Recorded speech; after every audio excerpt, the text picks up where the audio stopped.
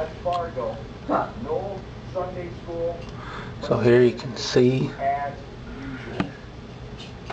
how it's blowing.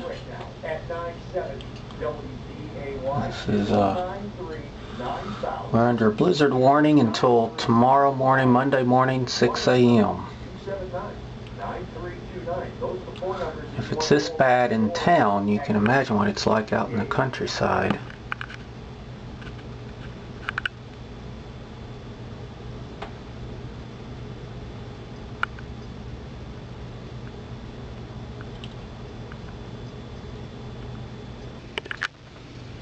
Well, here you can see desperation. I mean, he's done the whole... Yeah. You know, he's doing everybody's. What's the deal? I think, see, he's one of those guys who loves their snow blowers. They just got to get out and do them.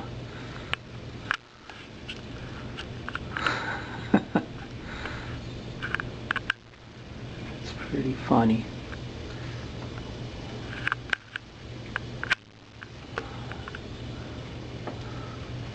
There's even a little bird right there that's braving this. Fortunately, the wind blew the roof off, the top over.